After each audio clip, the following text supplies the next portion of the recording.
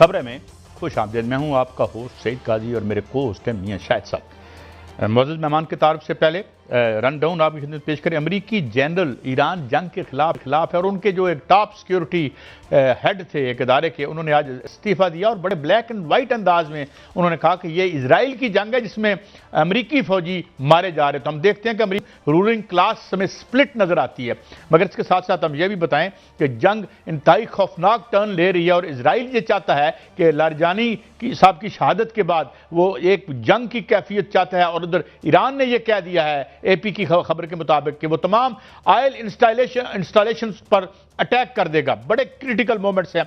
और इसके अलावा ईरान की सस्ती टेक्नोलॉजी और तेल, और आज रूस ने भी हमें कहा कि हम सस्ता तेल लेने को तैयार है। तो क्या हमने ये कोई एक ठेका ले रखा है अपने इस्तेसाल का, और अमेरिका बहादुर से डर के हम अपने अवाम को कोई रिलीफ नहीं दे सकते, सिर्फ ऑयल कंपनियों को रिलीफ दे सकते हैं? इस पर बात करेंगे। यूक्रेन की जो शमूलियत है जंग में, इसके खिलाफ, ईरान के खिलाफ, क्या रूस भी अमली तौर पर आएगा? और ट्रंप तारीख की एक महंगी तरीन जंग लड़ रहे हैं, इस हवाले से बात करेंगे। सस्ते तेल और सोलर और पाकिस्तान की मैशत को बचाने की बात करेंगे। हमारे साथ मौजूद है मेजर रिटायर्ड मेसम रजा साहब। Thank you very much. हुजूर, एक तो ये कि अमेरिका के अंदर हमें स्प्लिट के अब आसार नज़र आने शुरू हो गए हैं, उसके अपने अलाइज, उसके अपने लोग जो हैं वो इस्तीफ़ा दे रहे हैं, और दूसरी तरफ हम देखते हैं कि अब इन डेस्परेट मेजर्स वो अटैक कर रहे हैं, और किया है उन्होंने, जिस तरह खर्च के ऊपर अटैक किया, और अब वो उसकी ऑयल इंस्टॉलेशन पर हमला कर रहे हैं। इसके जवाब में वो ये कह रहा है कि मैं सऊदी तमाम ऑयल इंस्टॉलेशन पर हमला करूंगा। ऑलरेडी उसने हमला कर दिया उस बेस पर आज ही जो दुबई में थी, जिसमें ऑस्ट्रेलियन भी फौजी थे, यूके के भी थे। और ये जंग को यूं लगता है कि इस शिकस्त को देखकर इजराइल इसको मजीद गहरा बुरान क्रिएट कर देना चाहता है। तो अगर ये हुआ तो फिर तो ये पूरा रीजन, ये तेल बंद हो गया, पानी वहां बंद हो गया, तो this reason will be up in flames, और वहां पे तो अवामी तहरीकें भी उठ सकती हैं। मेजर साहब। जी, बिस्मिल्लाहिर्रहमानिर्रहीम। सबसे पहले तो बहुत शुक्रिया, आपने इस अहम मौजू पे मुझे अपने साथ लिया है। देखिए, इस वक्त बड़ी खूबसूरती से आपने समंदर को कूजे में बंद किया, जिस तरह सिचुएशन को आपने डिफाइन किया है। बेसिकली इस जंग के जो है ना, वो दो जो अटैकर्स हैं, उनके दो पार्ट्स हैं। एक वो पार्ट है जो प्योर अपनी इकोनॉमी के लिए जंग लड़ रहा है, अपनी वॉर इंडस्ट्री को, अपनी वेपन इंडस्ट्री को प्रमोट करने के लिए जंग लड़ रहा है, अपनी हेजमनी और सुपरमेसी को रिटेन करने के लिए जंग लड़ रहा है, वो है अमेरिका। और दूसरी जो पोर्शन है अटैकर्स का, वो है इजराइल, जो एक नजरिए की जंग लड़ रहा है, जो एक आइडियोलॉजी की जंग लड़ रहा है, which is based on false assumptions, जो ज़ायनिज़्म की जंग लड़ रहा है, जो ग्रेटर इजराइल की जंग लड़ रहा है, जो उस बाल को पूजने वालों की जंग लड़ रहा है, उन स्टैनिक फोर्सेस की जंग लड़ रहा है, उस एप्स्टीन फाइल की जंग लड़ रहा है। मिर्ज़ा साहब, आप जो बता रहे थे कि एक तरफ जो है वो असले की जंग है, दूसरी तरफ नजरिए की जंग है, और कल जो वहां पर शहादत हुई है, बड़ी शहादत अली लारीजानी साहब की, और जो पुलिस चीफ हैं उनकी, सुलेमानी साहब की शहादत हुई, उसमें एक बड़ी साजिश जो है वो उसके पीछे पनाह थी, और जो कि नाकाम हो गई। वो साजिश ये थी, जो बताया जा रहा है कि इन दोनों ओहदेदारों की शहादत से उनको ये लगा था, और ये उनकी वर्किंग थी शायद, और ये साजिश पनप रही थी कि वहां पर लोग जो है वो बाहर निकलेंगे, बागी बाहर आ जाएंगे, और वही काम उन्होंने, वही मकसद जो है वो जब अली खामनाई साहब को उन्होंने शहीद किया था, तो वही साजिश जो है वो इस पर जो है दोबारा उसका दोहराया गया। लेकिन ऐसा नहीं हुआ। वहां पर जो है लाखों लोग तो निकले, और वहां पर इजराइल मुर्दाबाद और अमेरिका मुर्दाबाद के नारे लगे, और फिर उसका जो है वो बदला लेने के लिए जो अगली लहर जो है ईरान ने मिसाइलों की वहां पर बुछाड़ की, उसमें उन्होंने नया मिसाइल कासम मिसाइल जो है वो अपना मुतारफ कराया, और उसमें बताया जा रहा है कि 40 इजरायली जो हैं वो हलाक हो चुके हैं, 200 से ज्यादा जख्मी हैं। उसके अलावा जो दीगर अड्डे हैं वहां पर भी जो है हमला किया गया। जेराल्ड फोर्ड जो है उस पर भी हमला किया गया। उसकी मैं दोबारा तफसील जो है आपके सामने रखता हूं और आपकी रहनुमाई चाहूंगा। तो ये साजिश जो नाकाम हुई है, क्या अली लारीजानी साहब जो हैं उनकी शहादत बहुत बड़ा नुकसान है? अगर ये बहुत बड़ा नुकसान है तो क्या ईरान के पास कोई अगली क़यादत है जिससे मुल्क और उसी तरह जंग जो है जारी रखी जा सके?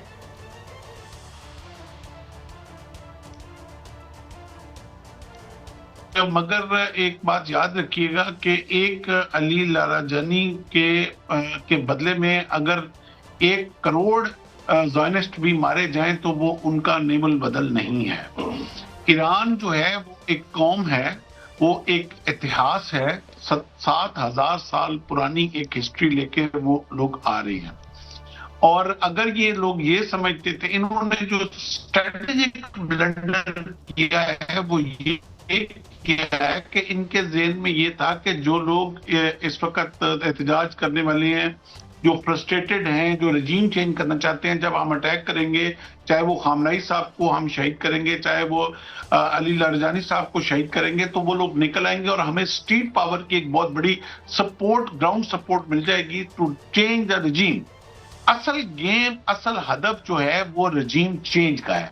तो जब इन्होंने अटैक किया तो जो उसके अंदर एक पर्शियनाइजेशन थी वो कौम के अंदर निकल आई। जो एहतजाज वाले लोग थे वो जुड़ गए कौम के साथ वापस, और वो दोबारा आइडियोलॉजी के ऊपर आ गए, वो नजरिए के ऊपर आ गए, वो इसको अपना ईमान समझ के अब ये जंग लड़ रहे हैं। और जब मसला तेग का और ईमान का आपस में पड़ जाए तो फतह ईमान की होती है, तेग की नहीं होती। अब मसला ईरान ने जो 2 हफ्तों से ज्यादा इस दर्द को बर्दाश्त कर लिया है, ये जितने भी, मैं खुद एक स्ट्रेटेजिक स्टडीज का तालिब इल्म हूं, और जितने भी जो स्ट्रेटेजिस्ट हैं, जो वॉर असेसमेंट वाले माहिरीन हैं, उनका एक शुरू से एक बात का कहना था कि जब अगर ईरान ने ये वॉर 2 हफ्तों तक सस्टेन कर ली तो उसके बाद जो मुस्तकबिल होगा वो बिल्कुल डिफरेंट वाकई में ऐसा लग रहा है कि आज 18वां रोज है और ईरान ने सर जो आप बात कर रहे हैं, सर जो आप बात कर रहे हैं उसी को मैं जो है वो आपके सामने कुछ मालूमात रखता हूं। ईरान ने 2 हफ्ते नहीं 18 दिन जो है वो जंग जो है वो बर्दाश्त कर ली है, उन्होंने अपना दर्द बर्दाश्त कर लिया है। लेकिन अब जो खबर आ रही है मैदान जंग से वो ये आ रही है, आपके सामने हकायक रखता हूं कि जो अमेरिका ने 2 बड़े बहरे बेड़े लाए थे और मैदान जंग में लाया था, उसमें एक इब्राहिम लिंकन था, दूसरा जेरल्ड फोर्ड था। दोनों जो हैं वो तकरीबन तबाह हो चुके हैं, क्योंकि आज जेरल्ड फोर्ड को भी जो है पीछे हटा लिया गया है, उस पर बाकायदा तौर पर आतिशज़दगी हुई, हमला हुआ, और उसमें बताया जा रहा है कि 3000 अमेरिकी फौजी जो हैं उसमें बुरी तरह जख्मी और झुलस गए हैं। और यह भी कहा जा रहा है कि जो 200 जख्मी थे उनमें से बहुत से जो हैं वो मारे जा चुके हैं। इसके अलावा आपने देखा सर कि जो इब्राहिम लिंकन है उसको भी नुकसान पहुंचा, और अब यूएसएस जो जॉर्ज बुश है उसको लाने की तैयारियां हैं। तो इतनी बड़ा जो नुकसान है जो कि 18 अरब डॉलर से जायद का सिर्फ इन तैयारों से हो चुका है, क्या ये अमेरिका बर्दाश्त कर लेगा? या जो कहता था कि नेवी ईरान की खत्म हो चुकी है, अब वो अपनी नेवी को आगे लाएगा, तीसरा तैयारा लाएगा?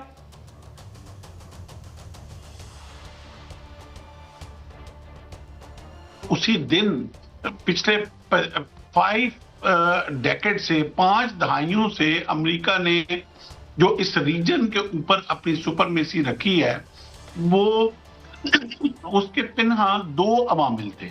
एक ये बहरी बेड़े थे कि जब कहीं कोई उसने अपनी कोई हेजमनी कायम करनी होती थी या रिटेन करनी होती थी या अपना भत्ता अरबों से वसूल करना होता था, तो वो बहरी बेड़े लाके इधर खड़े कर देता था। और दूसरी उसकी हेजमनी थी, उसकी सुपरमेसी थी, जो अरब कंट्रीज के अंदर उसकी मिलिट्री बेसिस थी। बहरी बेड़े इस वक्त उसके दोनों आप खबर दे रहे हैं कि वो माशाल्लाह तबाह हो चुके हुए हैं। बहुत शुक्रिया मेजर रिटायर्ड मेसम रजा साहब, you always enlighten us on these very vital issues and these very complex issues. जिस तरीके से वार मजीद खतरनाक से खतरनाक तर टर्न ले रही है और इससे भागने के लिए जो रास्ता तलाश कर रहे हैं वो दुनिया की तबाही का रास्ता होगा। और ये अब कहा जाता है कि ये हुकूमतें शायद हुकूमतें ही ना रह जाएं वहाँ पे, अगर जिस तरीके से वो आगे बढ़ रही हैं, क्योंकि लोग भी तंग हैं और बजंग आमद हो सकते हैं, सड़कों पर आ सकते हैं, मनारकीज उलट सकती हैं। ये एक ब्रेक है, ब्रेक के से वापस आएंगे तो हम बात करेंगे, हमारे साथ air vice marshal retired Ejaz Mahmood Malik साहब होंगे। हम उनसे भी सेंस लेने की कोशिश करेंगे कि किस क्रिटिकल मोमेंट पे हालात किस समझ जा रहे हैं और कल का तनाजुर क्या बन रहा है। ब्रेक के बाद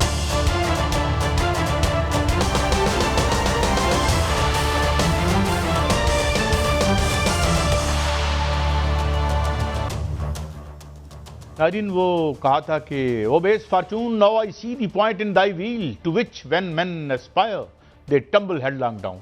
यही कुछ लगता है हमें हो रहा है किबला शेक्सपियर के अल्फाज में जनाब ट्रंप साहब के साथ। मियाँ साहब अब ये कि जी इतने फैन फेयर है, ये पूरा काट कबाड़ उठा के ले आए जी, जेरल्ड फोर्ड ले आए, इब्राहम लिंकन लेके आ गए, एक जॉर्ज वाशिंगटन भी नहीं सॉरी दूसरा केड़ा है वो जॉर्ज बुश भी है। अच्छा अब ये है कि ये सारे का सारा तो मलबा साबित हुआ और हमने देखा कि 15-15 20-20 हज़ार डॉलर के जो ड्रोन हैं उन्होंने बुरकस निकाल दिया उन सारी बेसिस का। और ये जो 5 बड़ी कंपनियां जो है इस तरीके से फ्लीस करती रही हैं, खाल उतारती रही हैं, माशी ज़बान में अगर हम कहा जाए, ये जितने ये ऑयल रिच कंट्री थे इनका तो कोई वाली वारस ही नहीं था। आज इन्होंने फिर इसहाक डार साहब ने बुला लिया कि साड़ी जान छड़ाओ।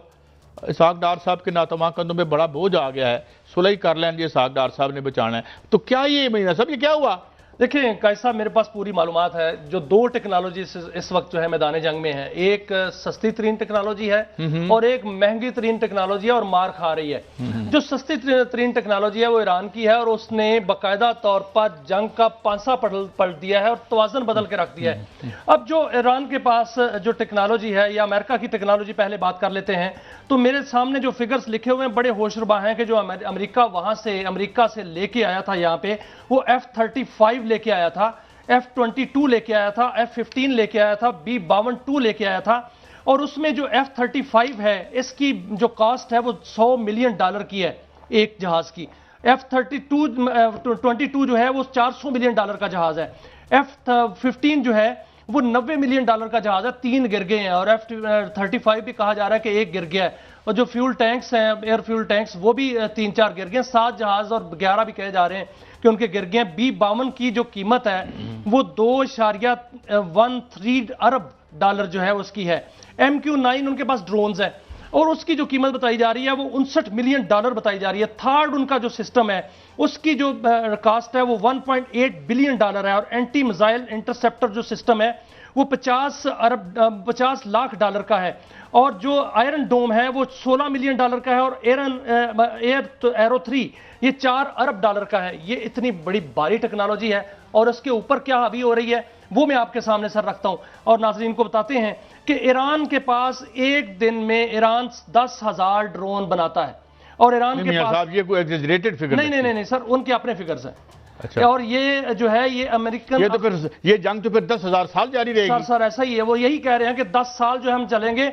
और वो ये बाकायदा तौर पर अमेरिकी जरीदे की खबर है और उन्होंने कहा है कि एक दिन में 10,000 ड्रोन बनाता है। और ईरान के पास जो शाहिद ये जो फैक्ट्रियां हैं, ये सब सवाल ये पैदा होता है ये फैक्ट्रियां कहां पे हैं? जमीन के अंदर हैं, जेर जमीन है? वो कहते हैं हमने सारी हिट कर दी। सर मैं सारा कुछ बयान करने लगा हूं, ये थोड़ा सा रह गया है, सारा कुछ बयान करने लगा हूं। शाहिद ड्रोन जो है उनकी कीमत 20 से 50 हज़ार डॉलर है। और ईरान जो है वो $20 करोड़ के 10,000 ड्रोन बना सकता है, $20 करोड़ के। और उनका एक जो MQ-9 है वो $59 मिलियन का है। और ईरान के पास जो कलील और दरमियानी और तवील फासले पर मार करने वाले हाइपरसोनिक, उनके पास बैलिस्टिक मिसाइल, उनके पास क्लस्टर जो मिसाइल है, उनकी जो कास्ट है वो सर पता कितनी है? वो सिर्फ $1,10,000 से लेकर $21 लाख तक है। अब इतनी सस्ती टेक्नोलॉजी है। मेरा एक सवाल है सर आप पे, सवाल यह है कि ईरान जो है वो 19 दिन की जंग लड़ चुका है और उनके सामने मामला यह है कि अभी अमेरिका का $22 अरब का नुकसान हो चुका है बराह रास्त, जो कि उसने खर्च किया है। और उसके अलावा जो उसने 2 बैरी बेड़े लाए थे उसमें $18 अरब तो खत्म हो चुके। और तीसरा जो बैरी बेड़ा है वो अभी रास्ते में है, वो आएगा तो उसको भी देख लेंगे, $6 अरब का वो है। अगर वो भी जो है नुकसान हो गया तो ये $22 अरब ये हो गया। $50 अरब का अमेरिका का नुकसान जो है वो इस वक्त तक बताया जा रहा है, तखमीने के तहत जो है हो चुका है। इतनी महंगी जंग क्या ट्रंप अफोर्ड कर पाएंगे, अमेरिकन अफोर्ड कर पाएंगे? और क्या ये खमियाजा जो है उसको भुगतना पड़ेगा अमेरिका को? देखें अमेरिका के अवाम ये खमियाजा भुगत रहे हैं। मैं दोबारा ये फिगर आपको चेक करके बता दूंगा। मेहनत कशों पर खौफनाक टैक्स है वहाँ पे।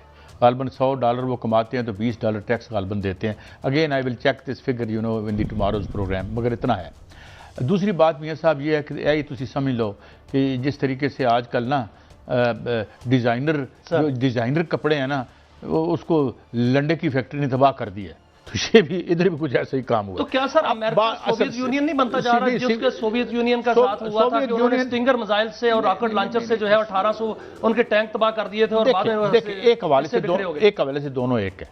زوال اندر سے پھوٹتا ہے. سوویت یونین کو باہر سے کسی نے تباہ نہیں کیا تھا, اندر سے تباہ ہوا تھا اور وہ اپنی غلطیوں کی وجہ سے, مگر آج ہمارا وہ سبجیکٹ نہیں. بات کیا ہے میاں صاحب؟ بات یہ ہے کہ چائنا نے اور چائنا کی ٹیکنالوجی نے, اے آئی نے اور ان مینڈ جو وہیکلز ہیں, ان مینڈ وہیکل جسے آپ ڈرون کہتے ہیں, انہوں نے جنگ کا نقشہ بدل دیا. کچھ عرصہ پہلے آپ کو یاد ہوگا کہ روس کے اندر دور تک انہوں نے دیکھا کہ کہاں جہاز کہیں الاسکا کے پاس, کیا کہتے ہیں, سائبیریا کے پاس پڑے ہوئے تھے, تو وہ تباہ کر دیے تھے یوکرین نے. اب بات یہ ہے کہ جو ایک بات کرنل مکریگر نے کہی ہے یا کسی اور نے کہی ہے, اس نے کہا ہے کہ امریکہ کے پاس بہترین دنیا کی آرمی ہے 20ویں صدی کی جنگ لڑنے کے لیے. 21ویں صدی کا وار فیئر چینج کر دیا ہے, اور اس میں ایک اعزاز ہمیں بھی جاتا ہے, ایک اعزاز ہمیں بھی جاتا ہے کہ یہ جو مئی کے جنگ کی چند گھنٹوں کی جنگ تھی, چند منٹوں کی جنگ تھی, ان چند منٹوں کی جنگ میں دنیا نے, وار فیئر نے, ملٹری اسٹریٹجی نے ایک عہد سے نکل کے دوسرے عہد میں قدم رکھ لیا. آپ نے نقشے کی بات کی ہے, نقشہ بدلنے کی بات کی ہے, یہ جنگ کا انجام تو ہونا ہے. ابھی میں ایک خبر پہلے رکھتا ہوں آپ کے سامنے سر, پھر میں آپ سے رہنمائی چاہوں گا کہ یوکرین نے اپنے ڈرون جو ہیں وہ بھی بھجوا دیے ہیں اور فوجی بھی بھجوا دیے ہیں. پھر سر دوسری بات یہ ہے کہ کیا جب یوکرین ایسا کرے گا تو کیا روس بھی جو ہے تو وہ بھی انٹری ڈالے گا؟ ظاہر ہے روس کی اور یوکرین کی جنگ لگی ہوئی ہے. اور یہاں پر خبر یہ ہے کہ جو ڈونلڈ ٹرمپ ہیں انہوں نے چین کا دورہ کرنا تھا, وہ اسی لیے انہوں نے منسوخ کیا ہے اور مؤخر کیا ہے کہ کہیں وہ جاتے ہوئے ہٹ بھی ہو سکتے ہیں اور اس خطرے کے تحت جو ہے وہ مؤخر ہو سکتا ہے. اور دوسرا انہوں نے یہ کیا کہ اب پتہ نہیں کیا ہونے والا. تیسرا سر جو نقشے کی آپ نے بات کی, مشرق وسطیٰ کا نقشہ کیا ہونے والا ہے؟ کیا وہاں کی وہ بادشاہ حکومتیں اسی طرح رہیں گی؟ مشرق وسطیٰ اسی طرح رہے گا؟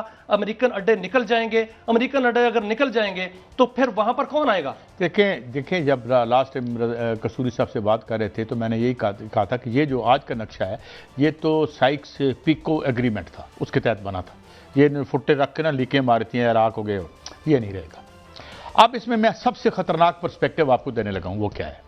اگر اس جنگ کو آگے لے کے جاتے ہیں, اس جنگ کو یہ اگر آگے لے کے جاتے ہیں, ابھی ویسے ایئر مارشل صاحب نے جوائن کر لیا مگر یہ بات ایک لمحے میں ختم کر لوں, اس جنگ کو اگر آگے یہ لے کے جاتے ہیں اور یہ ساری آئل ریفائنریز اور واٹر ڈیسیلینیشن پلانٹ تباہ ہوتے ہیں, تو میں آپ کو بتاؤں ایک بھی منارکی سلامت نہیں رہے گی. اور یہاں پہ ریپبلکنز بنتی ہیں, کیا بنتا ہے کیا, اس کا پورا نقشہ بدل جائے گا. اور نقشہ ایک حوالے سے بدلے گا کہ یہاں کی جو شخصی یعنی آٹوکریسیز ہیں یا ڈکٹیٹرشپس ہیں وہ ختم ہو سکتی ہیں. ہمیں جوائن کیا ہے جناب ایئر وائس مارشل ریٹائرڈ اعجاز محمود ملک صاحب, thank you very much for your time.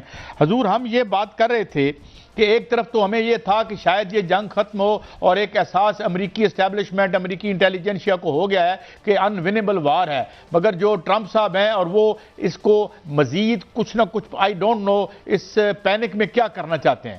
اگر سوال میرا یہ ہے, جو اے پی کی خبر ہے, ایسوسیٹڈ پریس کی, امریکہ کی ایجنسی ہے, وہ یہ کہتی ہے کہ ایران کے انہوں نے آئل انسٹالیشن پر حملہ کیا اور ایران نے کہا ہے کہ میں سعودی عرب اور یو اے ای کی تمام خطے میں جتنی آئل ریفائنریز ہیں میں ان کو تباہ کر دوں گا.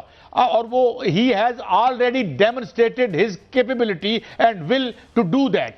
If God forbid it happens, یہ ہو جاتا ہے تو یہ خطہ کس طرف جائے گا, دنیا میں تیل کس طرف جائے گا اور نقشہ کیا بنے گا, کیسے دیکھتے ہیں جناب ایئر وائس مارشل صاحب؟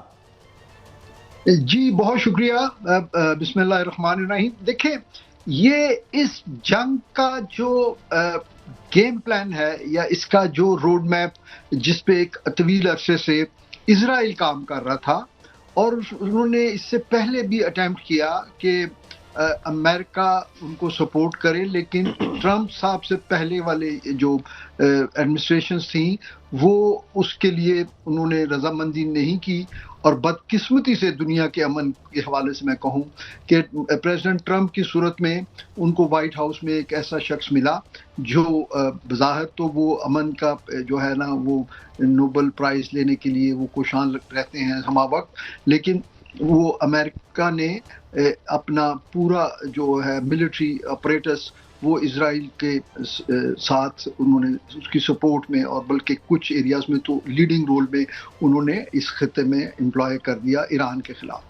اصل مقصد جو ہے وہ زائنسٹ کا ایجنڈا بڑا کلیئر ہے کہ انہوں نے گریٹر اسرائیل کو پروموٹ کرنا ہے. اس سے پہلے وہ 4 اسلامی ممالک کو تباہ کر چکے ہیں. جو ایران اور ایران کی پراکسیز ان کے لیے اب سب سے بڑا خطرہ تھیں، اب بھی ہیں، کیونکہ باقی جو عرب ممالک ہیں وہ یا تو کچھ نے اسرائیل کو تسلیم کر لیا ہے، کچھ ابراہیمی ایکارڈ میں ان کے ساتھ شامل ہو گئے ہیں، اور کچھ جو ہیں وہ غیر اعلانیہ طور پہ وہ ہمیں اسرائیل اور امریکہ کی سپورٹ کرتے ہوئے نظر آتے ہیں. تو ایران کو ختم کرنا ان کے اس گریٹر اسرائیل کے پلان کا ایک حصہ ہے، لیکن بدقسمتی سے اس کے لیے جو انہوں نے اپنی پلاننگ کی، اس میں سب سے بڑا ان کا جو ایک مقصد تھا وہ رجیم چینج تھا. اس کے لیے انہوں نے بہت ساری اسیسینیشنز کی، لیکن ان شہادتوں کے باوجود وہ ایران میں نہ تو اب تک اور نہ آنے والے دنوں میں وہ اپنا رجیم چینج کا مقصد تو وہ پورا نہیں. مارشل صاحب، آپ نے ایک سازش کا ذکر کیا ہے اور ایک سازش اور بھی ہوئی ہے، وہ آج اس کی خبر جو ہے وہ سامنے آئی کہ ایک خاتون گرفتار ہوئی، خودکش خاتون. تو اس سے جو ہے وہ لائبہ ان کا نام ہے، ان کو جب انویسٹیگیٹ کیا گیا تو پتہ چلا کہ اس کے پیچھے فتنۃ الہندوستان ہے اور فتنۃ الخوارج ہیں اور بلوچستان یکجہتی کمیٹی ہے. یہ تینوں ایک ہی لڑی میں جو ہے وہ پروئے جا چکے ہیں، کیونکہ فتنۃ الہندوستان جو ہے وہ گمراہ کرتا ہے اور فتنۃ الخوارج جو ہے وہ برین واشنگ کرتے ہیں، اور جو بلوچستان یکجہتی کمیٹی ہے ان کے ایک ڈاکٹر جو ہے وہ ان کو ٹریننگ دیتی ہے، اور وہ باقاعدہ طور پر ان کا جو ہے وہ بیان سامنے آیا. یہ اتنی بڑی جو سازش جو ہے وہ سامنے آئی ہے اور تباہی سے بلوچستان کو بچا لیا گیا ہے. اور اس نے یہ بتایا کہ ان کو باقاعدہ طور پر وہ جو ڈاکٹر ہیں، ڈاکٹر کا نام بھی کہیں لکھا ہوا تھا، ان کے پاس لے جانا تھا اور انہوں نے اس کو ٹریننگ دینی تھی، اور یہ سارا کچھ جو ہے وہ سامنے آ چکا ہے. اس کی انویسٹیگیشن بھی مکمل طور پر ہو رہی ہے. وہاں ہمارا آپریشن غضب للحق بھی چل رہا ہے. تو یہ سارا خطے میں بہت بڑا ایک نیٹ ورک جو قائم کیا گیا ہے موساد کی طرف سے، را کی طرف سے. اس کو کاؤنٹر کرنے کے لیے پاکستان نے جو اسٹریٹجی اپنائی ہے اس کے حوالے سے کیا کہیں گے؟ جی دیکھیں، پاکستان کی اسٹریٹجی کہ میں بالکل آپ کے سوال کا جواب دیتا ہوں، لیکن آپ ان چیزوں کے ٹائمنگز دیکھیے کہ 27 فروری کو پاکستان افغانستان کے ساتھ ایک اوپن جنگ جو ہے وہ شروع ہو جاتی ہے. اس کی ساری بساط جو ہے وہ اس طریقے سے بچھائی جاتی ہے بھارت اور اسرائیل کی طرف سے کہ پاکستان کو افغانستان کے ساتھ انگیج کیا جائے. بلوچستان میں خاص طور پر وہ ان کا جو ایران کو تباہ کرنے کا جو پلان ہے، اس میں امریکہ یا اسرائیل کبھی بھی اپنے سولجرز تو وہ زمین پہ لانے کی حماقت نہیں کریں گے، کیونکہ وہ تو ایک اوپن جو ہے نا ڈیتھ ہے ان کے لیے. تو وہ اس سے بچنے کے لیے انہوں نے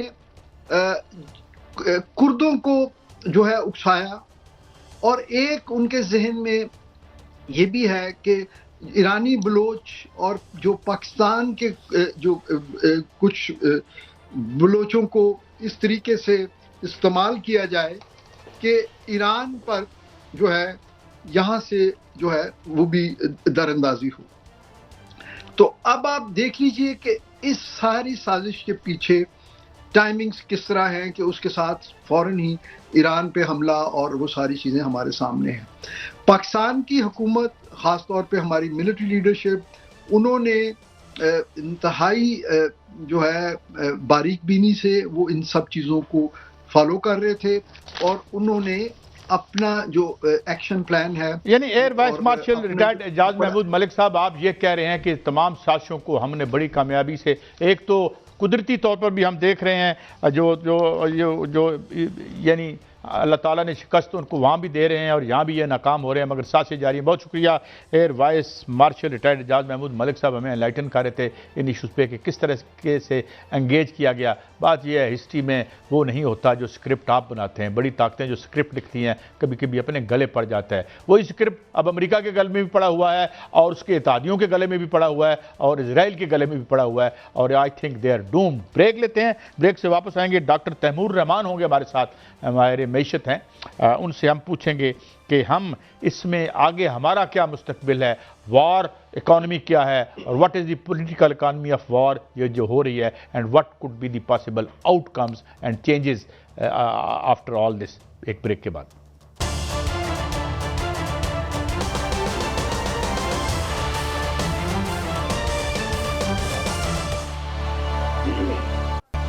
ویلکم بیک. ناظرین, ہمیں جوائن کیا ہے ڈاکٹر تیمور رحمان, ماہر معیشت ہیں, تدریس سے وابستہ ہیں. بہت شکریہ ڈاکٹر صاحب, آپ نے ہمیں ٹائم دیا. ڈاکٹر صاحب, یہ جو پولیٹیکل اکانومی آف وار پہ میں بعد میں سوال کروں گا, مگر ایک سادہ سا سوال ہے. آج رشیا نے کہا کہ جی ہم سے سستا تیل خرید لیں.